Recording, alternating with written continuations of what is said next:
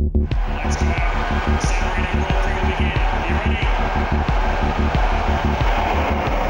Let's race! Formula One returns this weekend to Imola and the circuit Enzo e Dino Ferrari. Named for the founder of the world's most storied racing team and the son that he lost at a desperately young age. The history of this track, much as the family whose name adorns it, is steeped in both triumph and tragedy. Nobody is in their seats here. Disposable ever down into toes. You'll never see a Grand Prix more exciting than that. There's been a racing circuit in the town of Imola for 7 decades, ever since a number of existing roads from Imola to nearby Codregano were connected to create a racetrack. Its first Formula One race came in 1963, as Jim Clark won a non-championship event for Lotus. Niki Lauda won the next non-championship F1 race in 1979, but the very next year saw the circuit become a legitimate Formula One host, as the Italian Grand Prix was held away from Monza for the first time in the World Championship era. The event, won by Nelson Piquet, was such a success that from 1981 Italy was granted 2 races, with the Italian Grand Prix returning to Monza as Imola became the San Marino Grand Prix, named in honour of the nearby microstate. From its earliest days, the track was notorious for controversy. In 1982, an epic tussle for the win was played out between Ferrari teammates Pironi and Villeneuve. The Frenchman ignored team orders and took the victory, a deed for which Villeneuve never forgave him. The mighty Canadian losing his life just days later in Belgium. Senna's away beautifully, so is De Angelis. 3 years later, and Ayrton Senna came agonisingly close to recording back-to-back wins after taking his debut victory the race before in Portugal. After a titanic scrap with the man who would become his fiercest rival, the Brazilian ran out of fuel. That dramatic moment, Ayrton Senna has had victory snatched from him. But Alain Prost, having taken the win, would be disqualified for being underweight. Elio De Angelis thus took his second and last F1 win without ever leading a lap. 1989 saw the spark that ignited one of the fiercest rivalries in all sport, as Senna and Prost's relationship disintegrated in front of the world's eyes.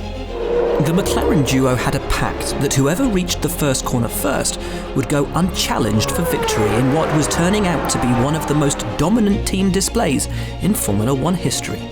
Senna won the first corner fight, and Prost dutifully fell behind. But when the race was red flagged, a difference of opinion formed. Prost believed the second start represented a reset on their agreement, while Senna believed the first start was the only one that counted. This time, Prost won what he believed was a fight to the first turn, but was promptly retaken by his teammate. Senna is attacking and he's got the inside line for the corner. And things would never be the same between them again. The controversies of the past are framed in the corners that create this majestic and flowing track. Who could forget Tosa, where Pironi passed Villeneuve in that ill-fated race in '82, or where Patrese wrestled past Arnoux 1 year later? Or indeed, the spot where in 2004 Michael Schumacher definitely didn't see Juan Pablo Montoya. You know, you gotta either be blind or stupid to not see me, but you know, it's racing. Aqua Minerale was always one of the fiercest challenges in previous visits, the downhill double right and kink back uphill, requiring absolute commitment and confidence.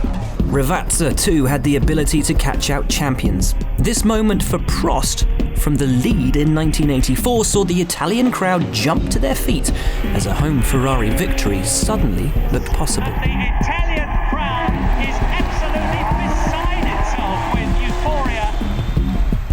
Variante Bassa, a corner added to the circuit in 1973, but recently removed to return the circuit to a configuration closer to its original layout. We may remember Mika Häkkinen spinning out of the lead at Monza in 1999, but he'd done exactly the same thing earlier in the year here at Variante Bassa, trying to pull out a gap before the pit stops.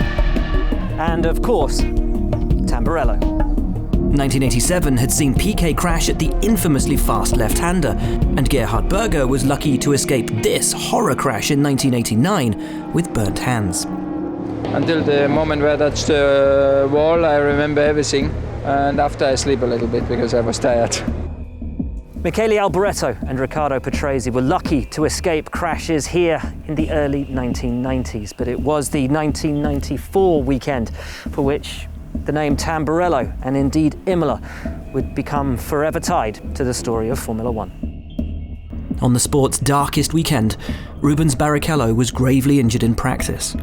On Saturday, the world stood shocked as much-loved and highly regarded rookie Roland Ratzenberger crashed at the Villeneuve corner, snatching him away in an instant. And May the 1st, 1994, was a day that changed Formula One forever.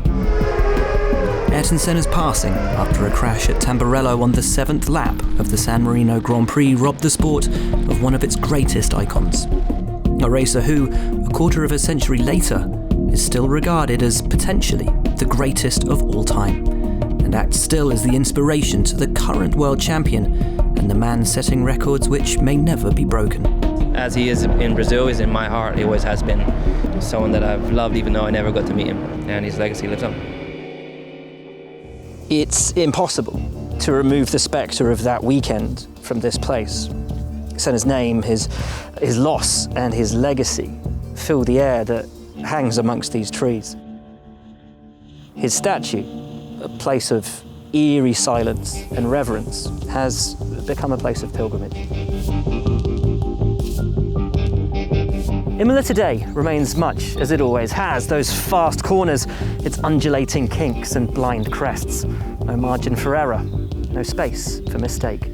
It represents the same challenge to the grid of 2020 as it did to those pioneers 70 years ago, and every great that's raced here since.